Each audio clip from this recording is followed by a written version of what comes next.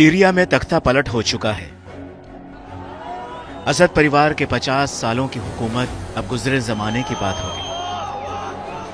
अब लोग कहा करेंगे, एक था असद का दौर।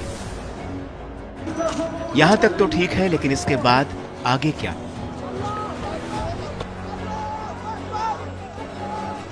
इसकी बड़ी वजह यह है कि सीरिया पर फिलहाल जिस संगठन का कब्जा है वो इस्लामिक जरूर है, लेकिन उस पर अल-कायदा और इस्लामिक स्टेट का टैग चस्पा है।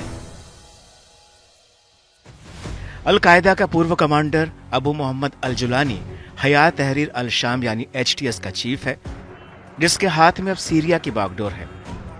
असद के देश छोड़कर भागने को लेकर जुलानी का कहना है कि सीरिया में असद सरकार का गिरना दरअसल इस्लामिक राष्ट्र की जीत है। सीरिया में जगह जगह बशर अल असद और उनके वालिद हाफिज अल असद की मूर्तियां लोग तोड़ रहे हैं। उस भीड़ में जुलानी को सीरिया के आने वाले कल की उम्मीद दिख रही है।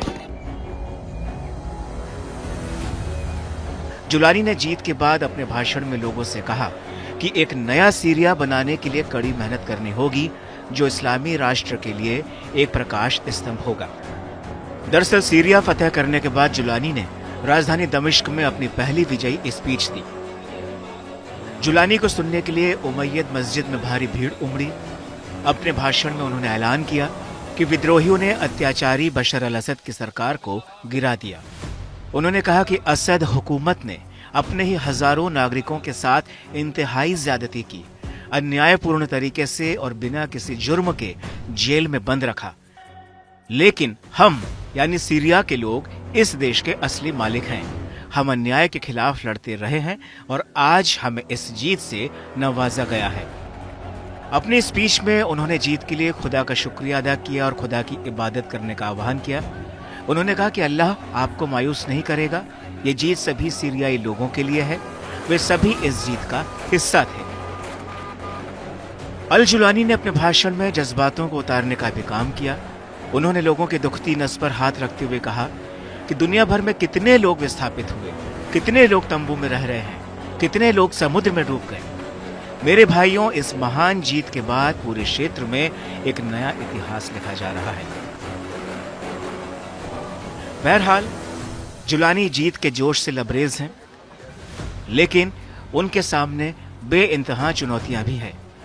अब खुद पर लगे आतंकवादी संगठन के टैग को हटाने की एक चुनौती है। अमेरिका और तमाम पश्चिम देश HTS को एक आतंकी संगठन मानते हैं। ऐसे में जुलानी को जीत के बाद भी अपनी छवि बदलने की जरूरत पड़ेगी। वहीं तीसरी बड़ी चुनौती यह है कि सीरिया जीतने के बाद भी सीरिया में मौजूद कई विरोधी संगठनों के बीच एकता कायम रहेगी। क्या उनमें सत्ता को लेकर बंदरबाट या फिर लूटपाट नहीं होगी? या फिर अफगानिस्तान में जिस तरह से तालिबान ने सत्ता में आने के बाद खुद की छवि बदलने और सत्ता पर नियंत्रण रखने का काम किया, क्या वैसा जुलानी अकेले कर दिखा पाएंगे?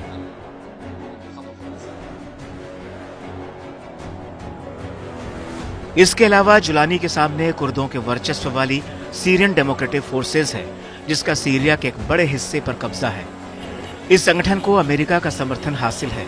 तो वहीं दूसरी तरफ सीरियन नेशनल आर्मी का उत्तर पश्चिमी सीरिया में बड़ा कब्जा है।